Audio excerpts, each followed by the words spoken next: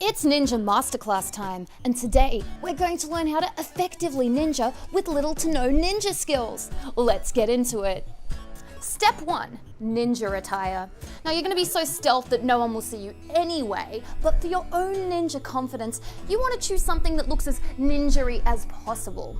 Now I recommend black clothes or perhaps a martial arts outfit that you have lying around in your cupboard from that one time you actually tried to learn martial arts. Step 2, find a place to practice your ninjaing. I recommend a backyard if you have one in your house, or if you can sneak into someone else's house and you have checked that they don't have a security camera or a dog. Now I don't have any bonsais or aesthetically pleasing polished stones in my backyard, but I do have a lush, eclectic mix of exotic weeds, and it just really sets the mood being able to practice amongst nature. Step 3. You may think in your mind that ninjas walk around barefoot all the time, but grass is spiky, so I highly recommend wearing stylish but subtle Nike shoes. For example, I have opted for these shoes, which blend flawlessly with my orange ninja belt. No one would ever know I'm wearing them. Step 4. Start every ninja session by warming up. I recommend a hot cup of tea. If you are truly ninja, like myself, you may even have a ninja-themed mug to further prove your ninja-ness to the world. I mean, it would prove it if they ever saw you. Step 5. Find your Zen, an activity that helps you look within yourself to see who you truly are. Within yourself, through calmness, meditation, and reflection. I tend to use BuzzFeed quizzes. I always find myself calm, focused, and coming out on the other side with newfound knowledge about who I really am. Step 6. You may have noticed that a lot of ninjas do this squatting on a toilet sort of pose, most often without a toilet, probably because of financial problems within their dojos. I highly recommend you do this pose, and if you are privileged enough to own an actual toilet, you can even do it without playing make-believe. Step 7. Learn to blend with your environment. Ninjas are not only masters of stealth, but masters of disguise. You need to know how to disappear into the background within a moment's notice so no one would even know that you're there. Step 8. Randomly nod at your ninja kin in the shadows. At first, you may not be well trained enough to actually see them, but you should nod at random shadows just in case to make sure that ninjas know that you are in with the ninja crew. Step 9. Practice being very still. I make sure to do this for many hours every day, usually while I'm sleeping, to make sure I'm super trained up in this very important skill. I recommend many hours of training even for novice ninjas. It's difficult, but very important. Step 10. Find poles or columns to stand beside. You should feel spiritually one with the pole or column, so that when people walk past, they don't see you in your human form, but they see you in your part of the column form, and you go virtually unnoticed. Step 11. Practice your hand-eye coordination. This will become crucially important in ninja fights yet to come. I recommend using modern tools such as video games, or traditional tools such as ping pong balls and rackets. If you practice, you will find in time that your hand and eye will in fact coordinate. Step 12. Learn to be super quiet. I find I can't hear myself at all when I wear headphones, so I recommend this advanced tip to people who are struggling with this skill. I always listen to ninja music in my headphones just to get me in the mood for being a ninja. Step 13. Be suspicious of everyone and everything. They all may or may not be the enemy. I highly recommend looking both directions and looking at everything super suspiciously. This is how other ninjas who lurk in the shadows know that you are serious and not just a pushover. Step 14. True ninjas always have a big stick, so make sure that you attain a big stick and learn how to both hold and swing it very authoritatively. All should fear your stick.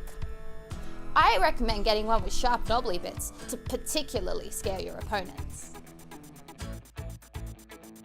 Step 15. Always have an emergency kit of ninja supplies on you, such as band-aids. Sometimes hiding behind columns or lurking in the shadows can leave you with severe injuries.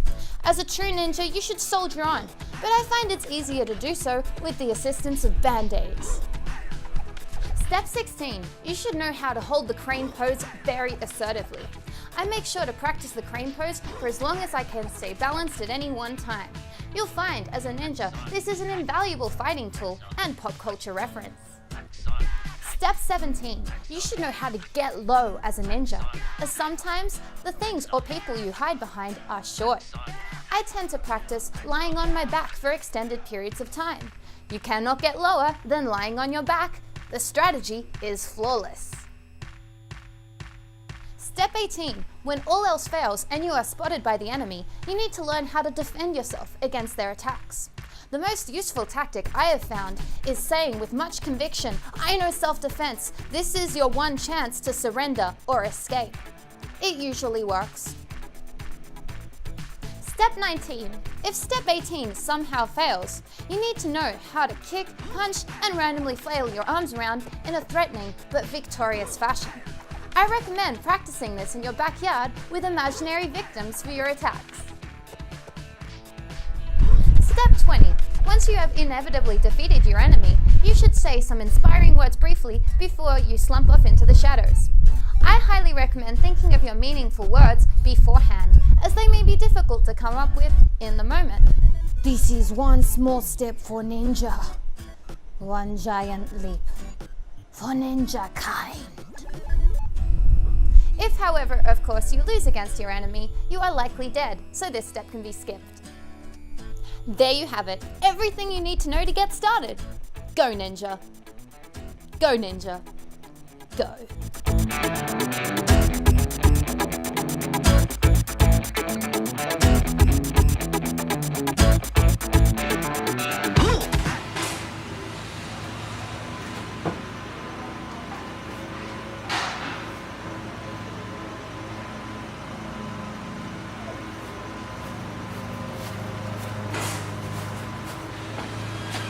Clover! Whoa! Focus, focus! Focus on my body. Oh, is he pretty? Yeah.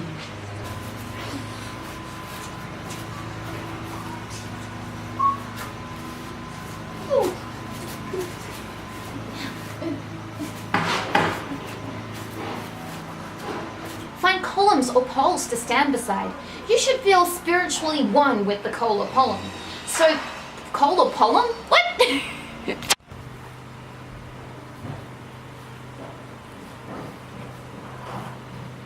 2. Find a place to practice your ninjaing. If you have a backyard in your house, you could use that. Otherwise, you could sneak into someone else's backyard, provided you have checked in advance that they don't have a crazy crow.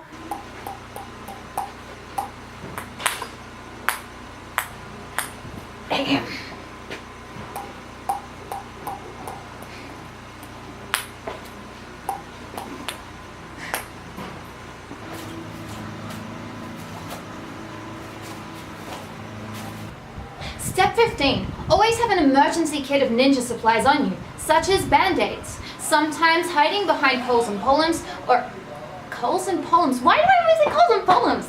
Poles and columns. What even is a coal or a poem? Jesus. Hold on.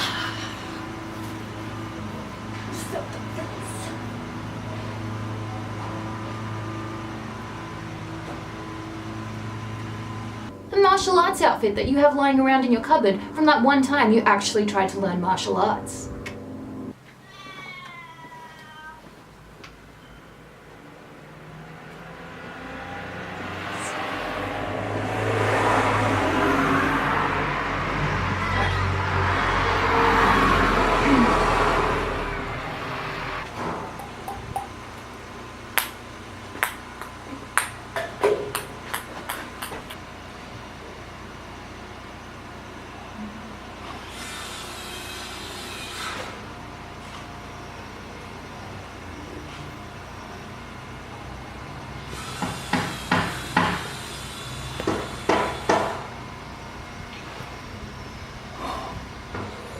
Step 2. Find a place to practice your ninjaing. I recommend using your backyard if you have one in a house. Oh. What? Most often without a toilet, probably because of financial problems within their dojos. I highly recommend you do this pose, and if you are privileged enough to own an actual toilet,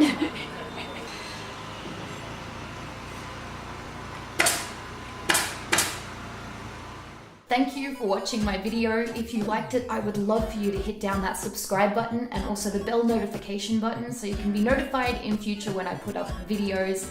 Also, I'd love to do a massive shout out for everyone who is a part of Ninja Club. Your support and encouragement is absolutely invaluable. Thank you so very much. If you're a fan of what I do, I encourage you to check out Ninja Club. There is a link at the top of the description box. And have a wonderful rest of your day. You rock all the Lego blocks.